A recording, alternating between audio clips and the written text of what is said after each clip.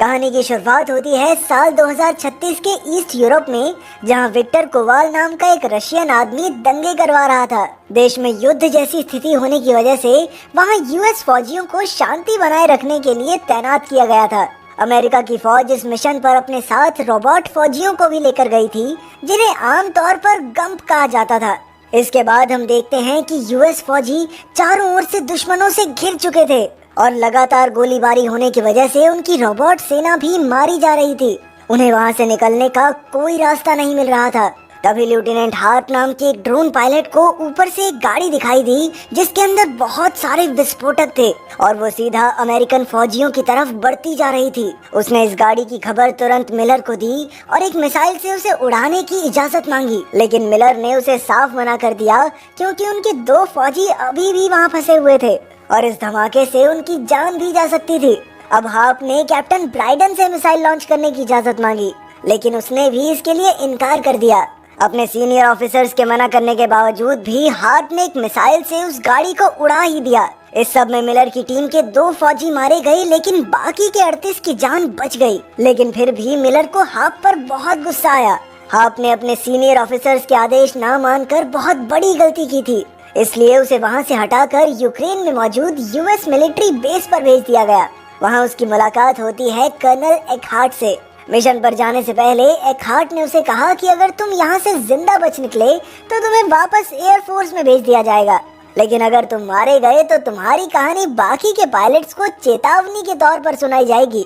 इसके बाद हार्प की मुलाकात कैप्टन लियो से हुई, जो इस मिशन में उसका सीनियर ऑफिसर था। लियो ने हार्प को अपने मिशन में शामिल किया, जहां उन्हें साथ मिलकर एक क्लिनिक तक वैक्सीन पहुंचानी थी। असल में वहां पर एक जानलेवा बीमारी फैल रही थी और वो आम लोगों की रक्षा के लिए ही ये वैक्सीन ले जा रहे थे। इसके बाद लियो ने उसे विक्टर कोवाल के बारे में बताया, जिसने यूक्रेन में बम धमाके करके 25,000 लोगों की जान ले ली थी। इस वक्त विक्टर कोवाल सिस्टेमा पेरीमीटर नाम की एक जगह पर पहुंचने की फिराक में था, क्योंकि वहां पर एक रशियन न्यूक्लियर बम मौजूद था, जिसका इस्तेमाल करके विक्टर न जाने कितने मासूम लोगों को मारना चाहता था। अब लियो ने हार्प को विक्टर को पकड़ने की जिम्मेदारी भी सौंप दी। फिर जब वो मिशन के लिए तैयार हो रहे थे तो हार्प ने देखा कि लियो तो असल में एक एंड्रॉइड सुपर सोल्जर था, यानी कि वो एक इंसानी रोबोट फौजी था।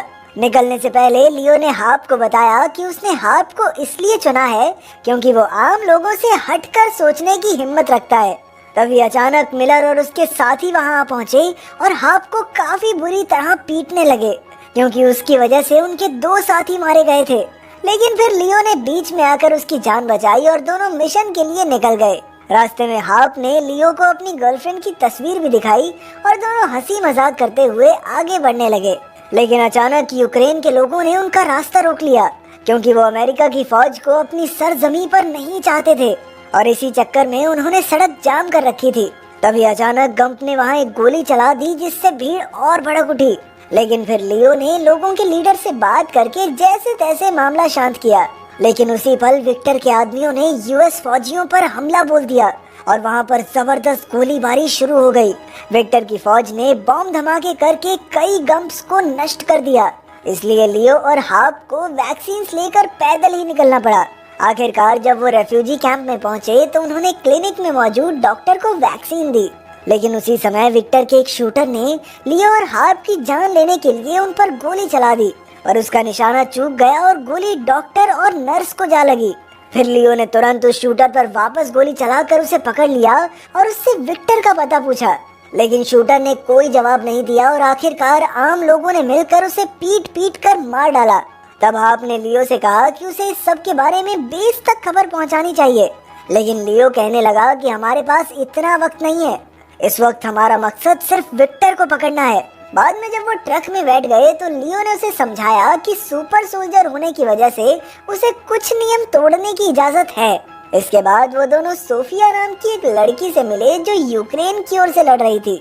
उसने लियो और हार्प को बताया कि यहीं आसपास कुछ खास कोड्स छिपाए गए हैं, जिन्हें हासिल करके विक्टर न्यूक्लियर बॉम्ब्स गिराना चाहता है। इससे पहले कि विक्टर उन कोड्स को हासिल करे, लियो और हार्प को उसे पकड़ना होगा। फिर सोफिया ने उन्हें एक हथियार बेचने वाले आदमी से मिलने को कहा, जो उन कोड्स का पता जानता था। इसके बाद लियो और हार्प ने सोफिया से भी कई हथियार खरीदे। सोफिया ने उन्हें बताया कि ये सारा पैसा युद्ध में अनाथ हुए बच्चों की मदद के लिए जाता है, तो हथियार खरीद कर भी अच्छा ही काम किया तुम दोनों ने। इसके बाद वो उन्हें बाजार तक छोड़ने गई, जहाँ उनकी मुलाकात ओशलैक से हुई। पर ओशलैक के आदमियों ने लियो पर हमला बोल दिया, लेकिन लियो भी कोई आम इंसान नहीं था। उसने बड़ी आसानी से उन सबको धूल चटा दी। तभी ओशलैक मौका देखकर वहां से भागने लगा, लेकिन लियो ने उसे भी धर दबोचा और उससे कोड्स का पता बताने को कहा।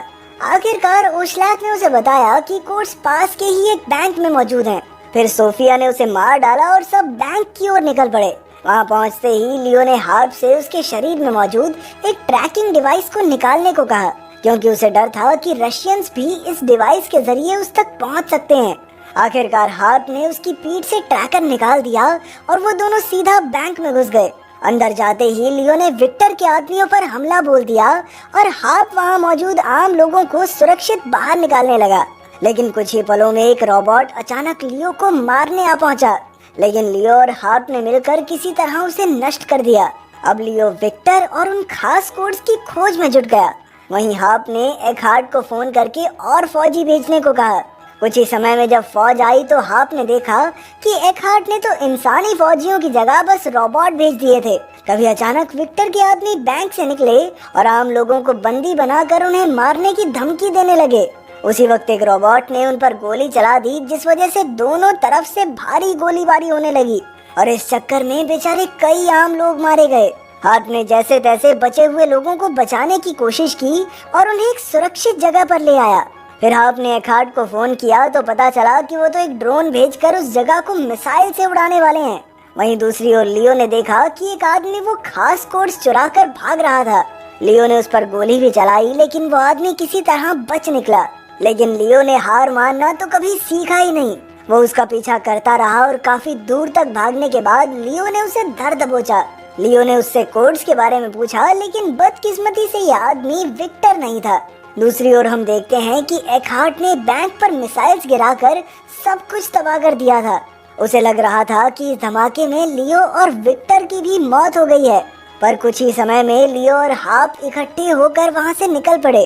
अब हार्प को शक होने लगा था कि लियो के असली इरादे तो कुछ और ही हैं।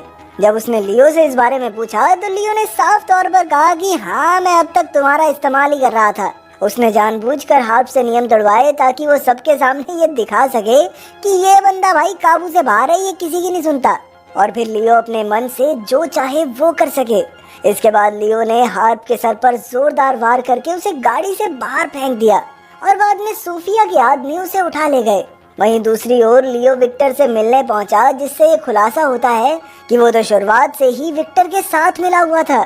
लेकिन अब विक्टर ने लियो को सिस्टेमा पेरीमीटर का पता बताने से इनकार कर दिया। ये वही जगह थी जहां वो रशियन न्यूक्लियर बॉम्ब रखा हुआ था। अब लियो के पास कोई चारा नहीं था, इसलिए उसने विक्टर को जान से मार डाला। फिर उसने चुन चुन कर विक्टर के सभी गुंडों को भी मौत के घाट उतार दिया और सिस्टेमा पेरीमीटर का पता ढूंढकर उसकी ओर चल पड़ा। वहीं दूसरी ओर जब हार्प को होश आया तो सोफिया ने उसे बताया कि इस युद्ध में यूएस ने अपनी फौज शांति के लिए नहीं बल्कि अपने फायदे के लिए भेजी है। तब जाकर हार्प को समझ आया कि लियो सोफिया के साथ मिलकर अमेरिका की फौज पर हमला करने के लिए न्यूक्लियर बॉम्ब को हासिल करना चाहता है, क्योंकि अमेरिका हर देश के युद्ध में शांति बनाने के नाम पर घुस जाता है और फिर वहां पर उनकी फौज सिर्फ अपने फायदे के लिए ही काम करती है। आखिरकार सोफिया ने उसे रिहा कर दिया, क्योंकि अब उन्हें हार्प से कोई खतरा नहीं था। पर हार्प तुरंत फौज के बेस पर पहुंचा और उसने एकहार्ट और मिलर को बताया कि लियो जिंदा है और जल्द ही न्यूक्लियर बॉम्ब तक पहुंचने वाला है। अब हार्प ने बेल नाम के एक ऑफिसर से लियो का पता लगाने को कहा। बेल ने लियो को ढूंढ निकाला, लेकिन वो इस वक्त रशिया की सरहद के पार था, जहां अमेरिका को फौज भेजने की इजाजत नहीं थी। आखिरकार हार्प ने अकेले जाकर लियो का सामना करने का फैसला किया, लेकिन जाने से पहले मिलर ने उसे एक खास हथियार दिया जिसकी मदद से लियो को हराया जा सकता है। आखिरकार हार्प उस पते पर पहुंचा जहां न्यूक्लियर बॉम्ब रखा गया था। वहीं लियो ने तो अंदर कोड्स डालकर मिसाइल को चालू भी कर दिया था। पर जैसे ही हार्प उस कमरे में पहुंचा तो लियो ने उसे देख लिया और उसने हार्प का गला घोंटकर उसे बेहोश कर दिया। इसके बाद लियो ने मिसाइल के बटन दबाए और इसी के साथ न्यूक्लियर बॉम्ब फटने की उल्टी गिनती शुरू हो गई। तभी हाप को होश आया और उसने मिलर के दिए हथियार से लियो पर हमला करना शुरू कर दिया। कुछ ही समय में लियो का शरीर टूटने लगा, पर तभी लियो ने हाप को अपने असली मकसद के बारे में बताया। उसने कहा कि वो इस न्यूक्लियर बॉम्ब को अमेरिका पर गिराना चाहता है ताकि उस जैसे और इंसानी रोबोट्स बनाने वाला एआई सिस्टम खत्म हो जाए। वो ऐसा इसलिए करना चाहता था क्योंकि अमेरिका के सुपर सोल्जर्स बनाने से सिर्फ युद्ध को ही बढ़ावा मिलता था, ना कि शांति को। पर हाप ने इस जगह की जानकारी यूएस बेस को दे दी और उन्हें इस जगह पर मिसाइल गिराकर बॉम्ब नष्ट करने को कहा। आखिरकार एक हार्ट ने मिसाइल दागकर उस पूरे इलाके को तबाह कर दिया, जिससे न्यूक्लियर बॉम्ब भी नष्ट हो गया और अमेरिका में होने वाली तबाही भी बच गई। हम देखते हैं कि हाप वहां से बचकर वापस बेस की ओर निकल पड़ा और अपनी गर्लफ्रेंड की तस्वीर देखकर उसे याद करने लगा। आखिरकार हाप का स्वागत एक हीरो की तरह किया गया और एक बार फिर से उसे एयरफोर्स में भेज दिया गया।